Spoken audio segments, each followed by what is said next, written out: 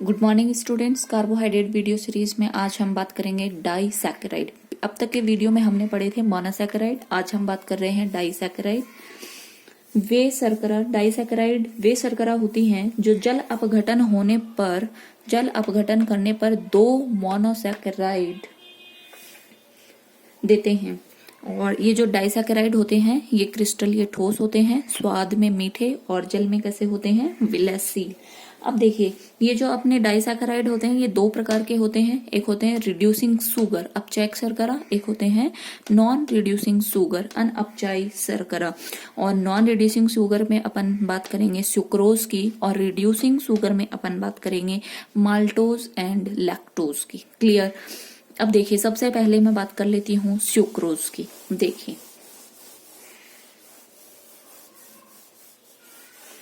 सबसे पहले अपन बात करते हैं सुक्रोज।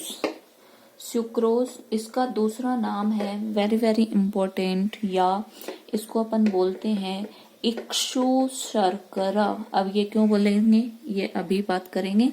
तो देखिए सुक्रोज का फार्मूला जो होता है वो होता है C12H22O11। यह अत्यंत ही औद्योगिक महत्व का यौगिक होता है और इसका जो मेन सोर्स होता है वो होता है शुगर केन, जिसको अपन बोलते हैं गन्ना। शुगर केन सोर्स होता है। गन्ने के रस को सांद्र करके उसमें से सुक्रोज को क्रिस्टल के रूप में प्राप्त किया जाता है, और सुक्रोज के क्रिस्टलीकरण करने के बाद जो मात्र द्रव्य बचता है उसे सीरा कहते हैं। वेरी वेरी इंपॉर्टेंट कि जो शुगर केन है उसको सांद्र किया जाता है, उसमें से क्रिस्टलीकरण के द्वारा किसको पृथक कर लिया जाता है, सुक्रोज को। उसके बाद में जो मात्र द्रव्य बचता है उसको अपन सीरा बोलते हैं। क्लियर। अब देखिए सुक्रोज जो होता है ये होता है श्वेत, और कैसा होता है, क्रिस्टल, ये ठोस।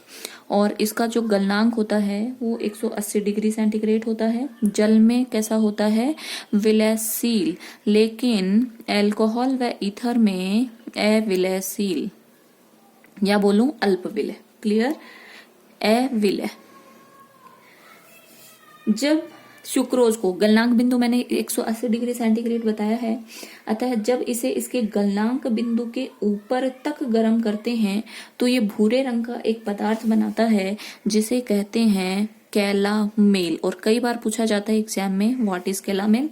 तो जब आप सुक्रोज को इसके गलनांक बिंदु से ऊपर के ताप पर गर्म करते हो तो ये भूरे रंग का पदार्थ बनाता है जिसको कैलामल या भुनी हुई शक्कर कहते हैं। सांद्र सल्फ्यूरिक अम्ल में ये झुलस जाता है और काले रंग के पदार्थ में परिवर्तित हो जाता है, जो पूर्णतया कैसा होता है, कार्बन। और वेरी इंपॉर्टेंट ये होता है दक्षिण ध्रुवण घूर्णक। दक्षिण ध्रुवण घूर्णक जिसको अपन बोलते हैं डेक्स्ट्रो रोटेटरी। और ये आप लोगों को पता है डेक्स्ट्रो रोटेटरी की, यदि कोई पदार्थ या यौगिक समतल ध्रुवित प्रकाश को घड़ी की दिशा में या क्लॉकवाइज दिशा में घुमाता है तो उसको अपन बोलते हैं दक्षिण ध्रुवक घूर्णन। और इसके विशिष्ट घूर्णन का मान कितना होता है, 66.5 डिग्री। ये सारी बातें आप ध्यान रखेंगे। अब देखिए ये जो सुक्रोज होता है, सुक्रोज को जब आप विघटन करवाते हो तो ये ग्लूकोज और फ्रक्टोज, तो अल्फा तो होता है यहाँ पे ग्लूकोज और बीटा बोलो क्या होता है, फ्रक्टोज। Very very important. इसकी मोनोमेरिक जो इकाइयां होती हैं वो क्या होती हैं, अल्फा ग्लूकोज और बीटा फ्रक्टोज। तो आप देख रहे हो सुक्रोज एक डाइसैकेराइड हो गया, क्योंकि जब आप इसका विघटन करवा रहे हो तो अल्फा ग्लूकोज मिल रहा है और साथ में क्या मिल रहा है, बीटा फ्रक्टोज। दो मोनोमेरिक इकाइयां अपन को मिलेंगी, ये आपको ध्यान में रखना है। तो ये सारी बातें हुई अपनी सुक्रोज के बारे में कि इसको शुगर केन बोलते हैं। श्वेत क्रिस्टल ये ठोस होता है, 180 डिग्री सेंटीग्रेड होता है। शुगर केन को सांद्र करके क्रिस्टलीकरण के द्वारा इसको प्राप्त कर लेते हैं। फिर बचा हुआ मात्र द्रव्य क्या कहलाता है, सीरा। जल में विलयशील होता है, अल्कोहल ईथर में अविलय होता है। और अगर इसको इसके गलनांक बिंदु से ऊपर के ताप पर गर्म किया जाए तो ये ब्राउन कलर में चेंज हो जाता है, जिसको ब्राउन शुगर जिसको अपन क्या बोलते हैं, कैलामल या भुनी हुई शक्कर। डेक्स्ट्रो रोटेटरी होता है, याद रखेंगे। और इसके विशिष्ट घूर्णन का मान 66.5 डिग्री सेंटीग्रेड होता है। जब आप इसका विघटन करवाते हैं तो इसको से अपन को दो मोनोमेरिक इकाइयां मिलती हैं, एक अल्फा ग्लूकोज और एक बीटा फ्रक्टोज। दो अपन को क्या मिलते हैं, मोनोसैकेराइड। क्लियर। अब देखिए सुक्रोज जो होता है इसका मैंने एक नाम लिखा हुआ है इक्षु शर्करा। अब देखिए फ्रक्टोज अपन ने कहा कि ये दो इकाइयां होती हैं, इसमें एक होता है फ्रक्टोज और एक होता है ग्लूकोज। क्लियर। अब देखिए जो अपना फ्रक्टोज होता है इसका जो विशिष्ट घूर्णन होता है वो होता है 92.6 डिग्री। बोले तो ये लीवर रोटेटरी होता है, घड़ी के विपरीत दिशा में घूर्णन करवाता है। और ग्लूकोज के विशिष्ट घूर्णन का मान होता है 52 डिग्री, ये होता है प्लस, ये क्लॉकवाइज डायरेक्शन में घूर्णन करता है। अतः कुल मिलाकर यह सम अणुक मिश्रण लीवो रोटेटरी हो जाता है, क्योंकि देखो जो अपना फ्रक्टोज है उसका है वो है लीवो रोटेटरी और ग्लूकोज कैसा है डेक्स्ट्रो रोटेटरी। तो जब इसका आप सम अणुक मिश्रण लेंगे तो उसमें ये कैसा बन जाएगा, बोलो वाम ध्रुवण घूर्णक लीवो रोटेटरी हो जाता है। इस प्रकार जल अपघटन के बाद सुक्रोज के ध्रुवण घूर्णन की दिशा पलट जाती है, और वो अभी अपन ने देखा था। ये तो जब आप इसका सम अणुक मिश्रण लेते हैं तब सम अणुक मिश्रण जो है उसमें ये कैसा होगा, सुक्रोज लीवो रोटेटरी। क्लियर। लेकिन जैसे ही आप इसका जल अपघटन करवाओगे तो यहाँ से क्या मिलेगा, डी ग्लूकोज वही एंड डी फ्रक्टोज। तो अब इसके विशिष्ट घूर्णन का मान कितना हो जाता है, अभी थोड़ी देर पहले अपन ने पढ़ा 66.5 डिग्री सेंटीग्रेड। तो आप देख रहे हो, और ये कैसा हो जाता है डेक्स्ट्रो रोटेटरी। तो इसका जो घूर्णन है वो बदल जाता है, पहले लीवो रोटेटरी और फिर कैसा हो जाता है डेक्स्ट्रो रोटेटरी। तो सुक्रोज के ध्रुवण घूर्णन की दिशा पलट जाती है और इस प्रक्रिया को इक्षु शर्करा का प्रतिपन्न कहते हैं। इक्षु शर्करा का प्रतिपन्न कहते हैं, इन्वर्जन ऑफ केन शुगर, याद रखेंगे। इस प्रकार जल अपघटित शर्करा या ग्लूकोज व फ्रक्टोज का सम अणुक मिश्रण इन्वर्ट शुगर कहलाता है। क्लियर। और इस प्रकार का परिवर्तन या सुक्रोज का जल अपघटन इष्ट में विद्यमान एंजाइम इन्वर्टेज के द्वारा, याद रखेंगे, इष्ट में उपस्थित जो एंजाइम होता है इन्वर्टेज, उसके द्वारा सुक्रोज का क्या हो जाता है जल अपघटन। अब देखिए ये जो सुक्रोज है ये रिड्यूसिंग शुगर नहीं है। अब क्यों नहीं है, देखिए अपन ने बात की थी कि सुक्रोज नॉन रिड्यूसिंग शुगर है। क्यों, क्योंकि ये फैलिंग वैल्यून का अपचयन नहीं करता, हाइड्रोक्सिलामीन के साथ कोई अभिक्रिया नहीं करता, फेनिल हाइड्रोजन के साथ ओसाजोन नहीं बनाता है और म्यूटा रोटेशन भी प्रदर्शित नहीं करता है। इसका क्या मतलब हुआ कि इसमें कोई फ्री कार्बोनाइल ग्रुप नहीं होता। तो देखिए अब अपन ने कहा कि जो सुक्रोज होता है उसमें अल्फा ग्लूकोज और बीटा फ्रक्टोज इकाइयां होती हैं। तो देखिए सुक्रोज का जो रासायनिक नाम होता है वो होता है alpha D ग्लूको पायरेनोसिल beta D fructo फ्यूरेनोसाइड। और देखिए इससे अपन को एक बात पता पड़ गई कि जो मेरा ग्लूकोज है पायरेनोसाइल का मतलब पायरेन रिंग होगी, 6 मेंबर रिंग होगी, अल्फा वाला होगा, जबकि जो फ्रक्टोज है वो कौन सा है, बीटा। क्लियर। अब देखिए इसका मैं आपको हावर्थ सूत्र कैसे लिखेंगे वो और लिख के बता देती हूँ। अल्फा ग्लूकोज का हावर्थ सूत्र मैंने आप लोगों को बताया हुआ है, आप लोगों को पता भी होना चाहिए। अब देखिए, और केवल अल्फा और बीटा में एक फर्क होता है, बोलो क्या, अल्फा और बीटा।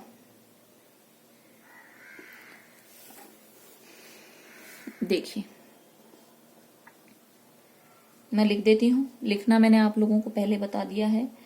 OH H अल्फा और बीटा एक दूसरे के एनमर होते हैं, इसलिए नंबर 1 वाला जो कार्बन होता है वो कॉन्फ़िगरेशन उनका क्या होता है, चेंज। क्लियर। तो ये मैंने बना दिया, बोलो क्या, अल्फा ग्लूकोज। और अब मुझे किसकी बनानी है, फ्रक्टोज। फ्रक्टोज में 5 मेंबर रिंग होती है, मैं बना देती हूँ आप लोगों के सामने। देखिए ये हो गया H। बीटा फ्रक्टोज बनाना है मुझे, CH2OH OH H, ये हो गया HOH और ये हो गया मेरा CH2OH और यहाँ पे बोलो कौन है, OH। क्लियर। और अब देखिए यहाँ से क्या होगा, यहाँ से निकलेगा H2O, तो मैं निकाल देती हूँ। और जैसे आप लोग H2O निकालेंगे यहाँ पे क्या बचेगा, O, तो मैं जोड़ देती हूँ दोनों को, ये देखिए क्लियर। और अब देखिए ये वाला कार्बन मेरा 1 कार्बन है और इसका ये वाला 1 और ये कौन सा वाला कार्बन है 2, क्लियर। तो देखिए जो अपन ग्लूकोज होता है उसका फर्स्ट जो कार्बन होता है जो जहाँ पे फ्री CHO ग्रुप होता है, और ये जो मेरा फ्रक्टोज है इसमें सेकंड नंबर वाला जो कार्बन जहाँ पे कार्बोनाइल होता है, ये दोनों के दोनों ही ग्लाइकोसाइडिक लिंकेज में भाग ले लेते हैं, इसलिए यहाँ पे कोई फ्री कार्बोनाइल या मैं बोलूँ CHO ग्रुप नहीं होता है, और CHO ग्रुप नहीं होने की वजह से नॉन रिड्यूसिंग शुगर होता है, क्लियर। ये तो हुई बात सुक्रोज की। अब देखिए बात करते हैं माल्टोज की। माल्टोज आपको पता है, माल्ट शुगर के नाम से भी जानते हैं इसको, माल्टोज। देखिए इसका फॉर्मूला भी C12H22O11 होता है। इसको प्राप्त करने के लिए स्टार्च पर माल्ट की अभिक्रिया करवाई जाती है, इसलिए इसको माल्ट शुगर कहा जाता है। और माल्ट में एंजाइम कौन सा होता है, डायस्टेज, याद रखेंगे, जिसकी उपस्थिति में पॉलीसेकेराइड स्टार्च का जल अपघटन होता है और क्या बनता है, माल्टोज।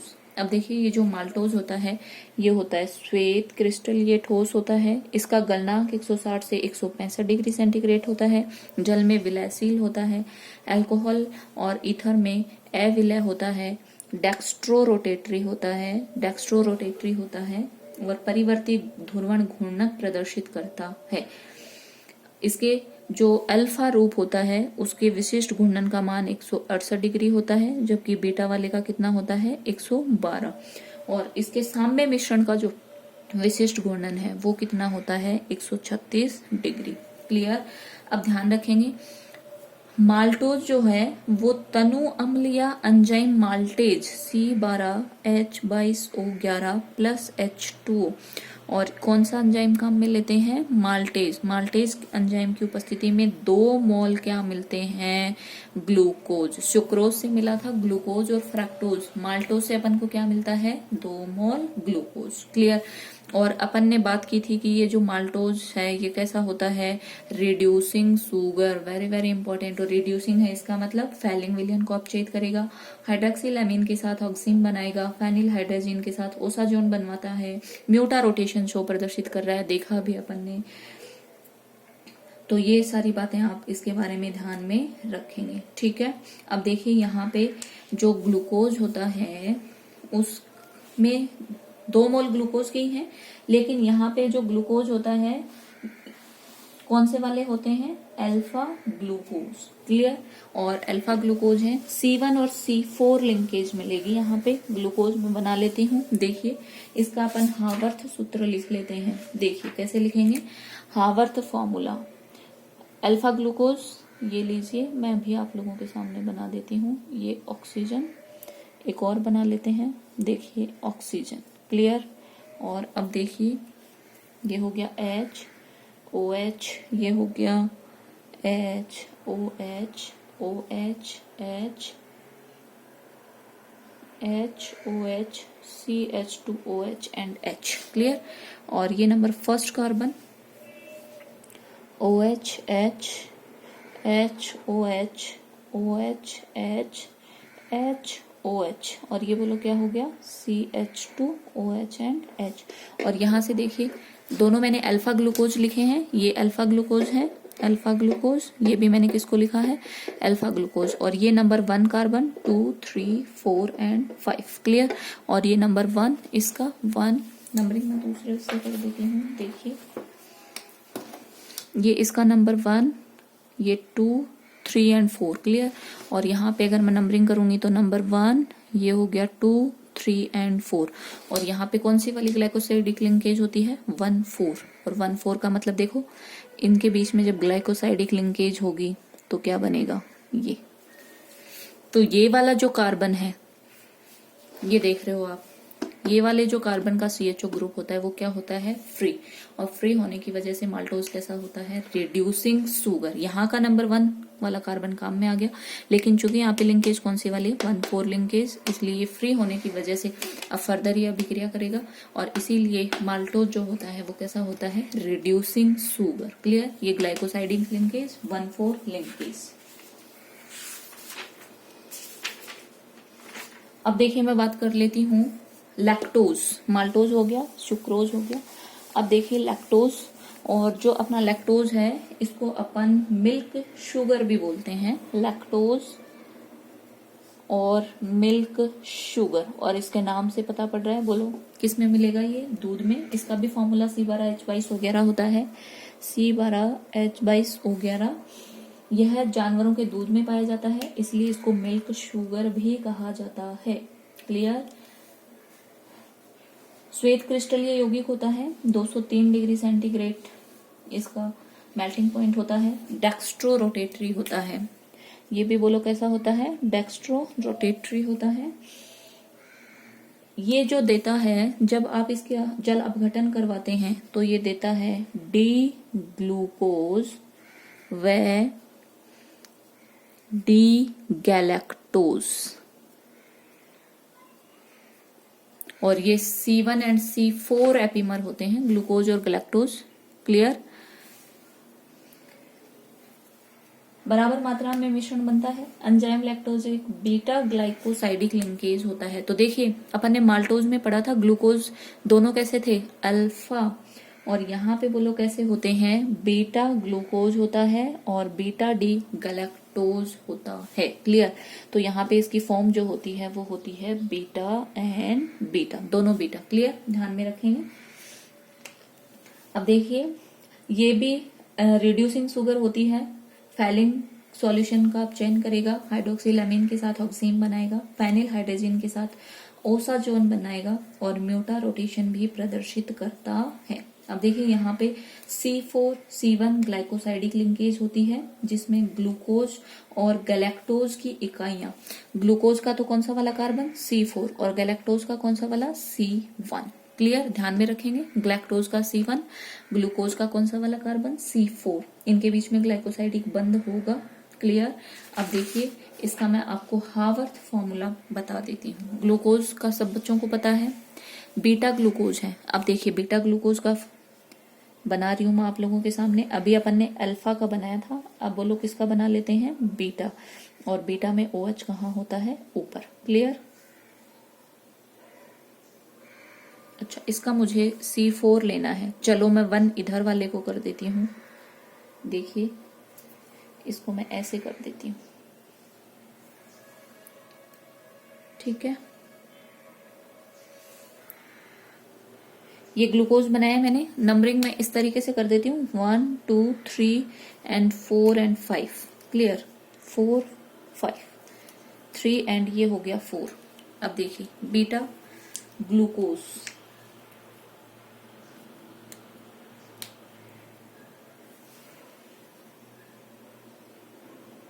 OH H,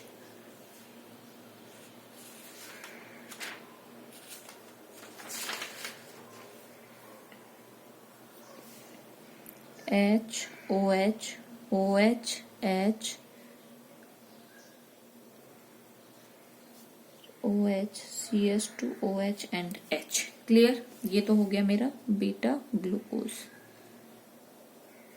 और अब मुझे क्या बनाना है, गैलेक्टोज। अब मैं देखिए गैलेक्टोज बना रही हूँ आप लोगों के सामने, और गैलेक्टोज का मुझे लेना है C1। ठीक है, देखिए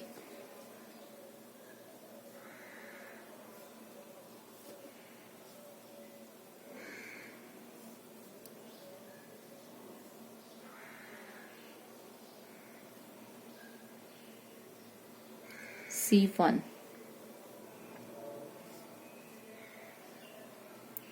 और देखिए अब मैं नंबरिंग कर देती हूँ, 1 2 3 4 एंड 5। और जो ग्लैक्टोज होता है वो ग्लूकोज का C4 एपीमर होता है। C4 वाले कार्बन का विन्यास अपन को चेंज करना है। 2 के लिए हो गया H OH, 3 के लिए हो गया OH H। और ये देखिए यहाँ पे HOH है, मैं इसको उल्टा कर देती हूँ, OH एंड H। तो अब ये गैलेक्टोज बन गया है मेरा। ध्यान रख लेंगे आप, C4 एपीमर है, CH2OH एंड H। और अब ग्लूकोज का अपन को कौन सा वाला लेना है, C4, और इसका कौन सा वाला लेना है, C1। और इनके बीच में ग्लाइकोसाइडिक लिंकेज, और जैसे ही ग्लाइकोसाइडिक लिंकेज होगी किसका हॉवर्थ संरचना बन जाएगी, लैक्टोज की। ध्यान रख लेंगे, क्लियर। तो ये हुए अपने डाइसैकेराइड। Thank you.